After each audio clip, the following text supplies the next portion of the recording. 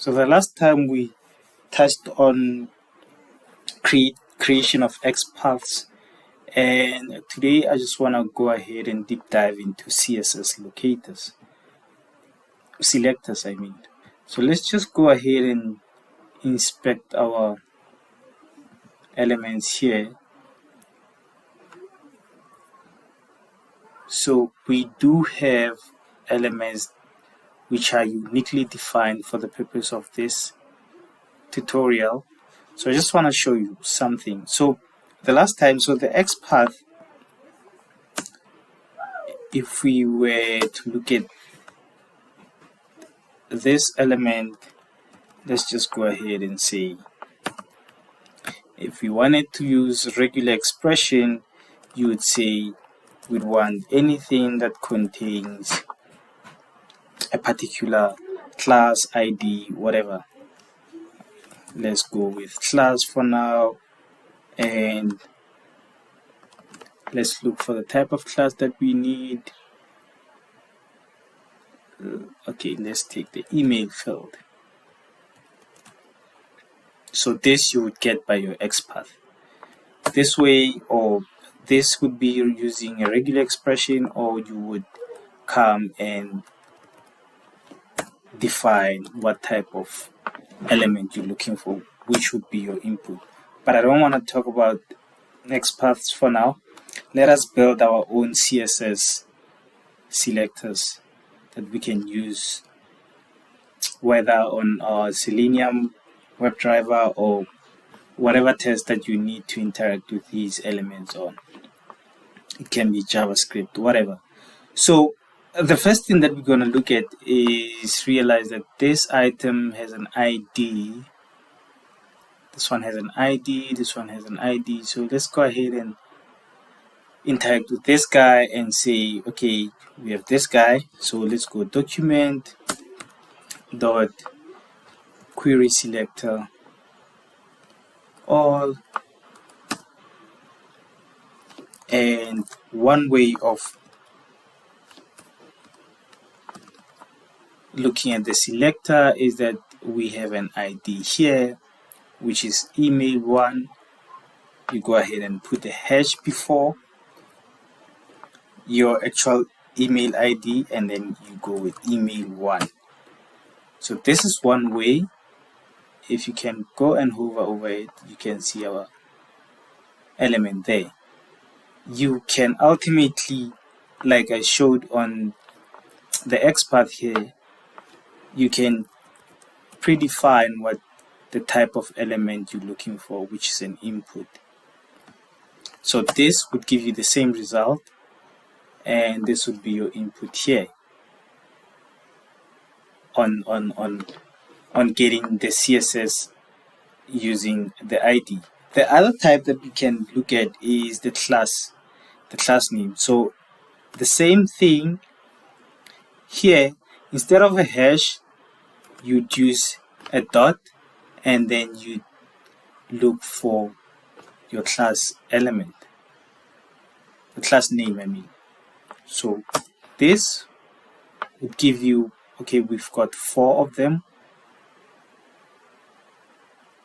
1, 2, 3, 4. They all share the same class name, but this is essentially how you can reference the class name. Ultimately, you could do this the same way that you did with the ID. You have the input in front, and this is how you build your CSS. So you've got all these guys that share the same class. Okay, cool. So the other type that I want to look at is, okay, this is getting filled up. Let's just clear this. The other type that I want to look at is the attribute. So for the attribute, you can go ahead and say document dot query selector all. And on the attribute, what you're looking for is to say, okay, I have an input which has multiple attributes. So the question would be, what does your input have? So you'd say, okay, it has a name, which is, what is the name that it has? So if it has a name, what is the name? The name is username. You would say it has a username, right? Or you would say it has a class, but many of them have class and they share the same class.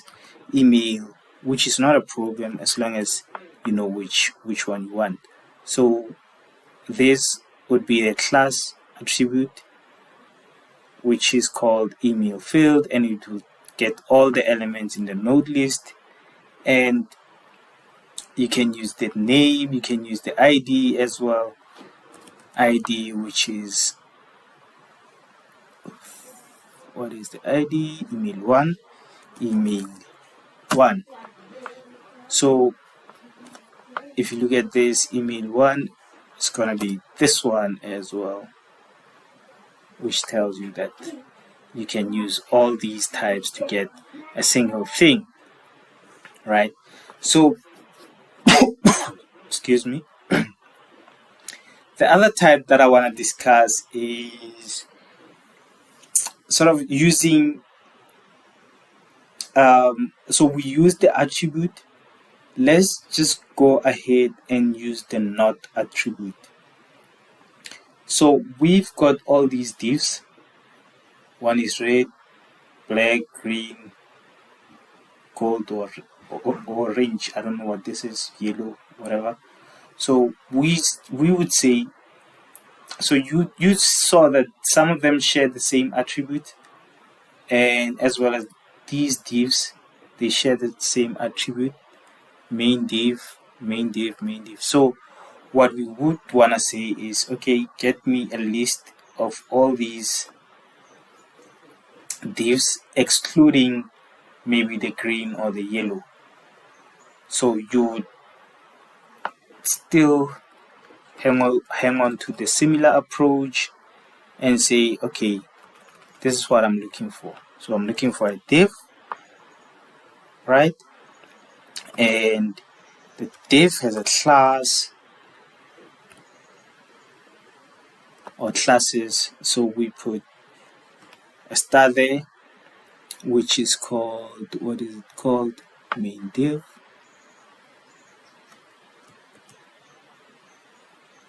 Which is called main div. This is the main div. You see 4 of them, and then what you can do is put these columns, and you would say not, and brackets, and then inside these you'd say the style. What is the style? So the style of this guy is border color green. Okay, so the style, not of the style, which is, and say green, right? So if you can look at this, your CSS gave you all these 3 without this guy here. So you have selected everything excluding the guy who has a green styling on him. So you've got all these 3 without the guy who has the green styling. So that's part of using the attribute and the not attribute. So the last thing that I want to discuss is how to build it using the inner text. So let me start with, let me just write this dot query selector all and say, perhaps maybe what we want to do is, you know, get the CSS for a div that starts with a particular class name or ID or whatever. So if we want a div that has a unique character, or that starts with some characters that we know, you would come and say div, maybe let's say we want to just to get this guy, main div first. It's called main div first. The class is called main div first. So building our CSS, we would say div, and then we'd open these up, and class, and we use this thing here. I don't know what this is, don't know the name of that thing, and then equal sign, and we know that we've got main div, right? So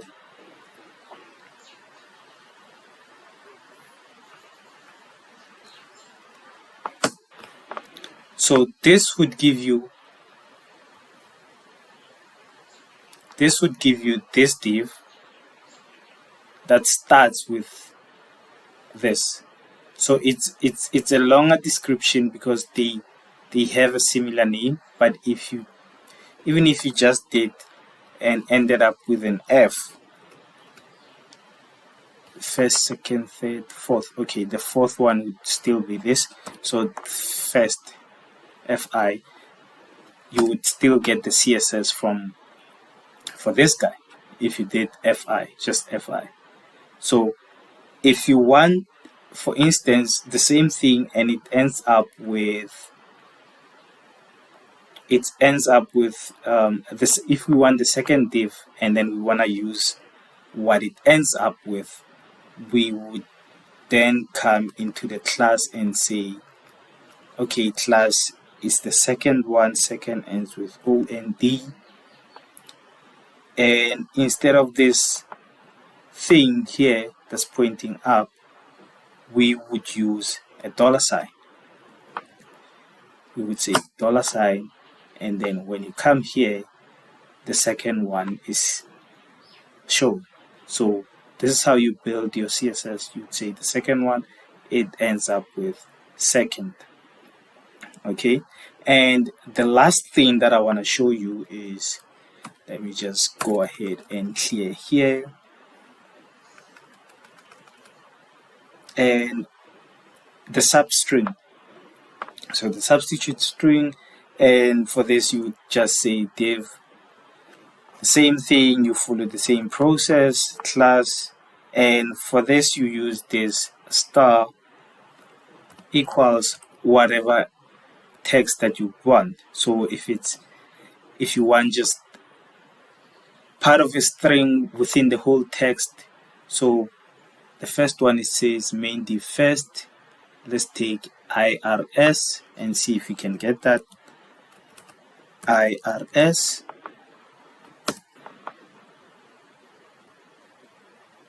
so you get the first div, which is first, and then second ECO, you can get that by ECO,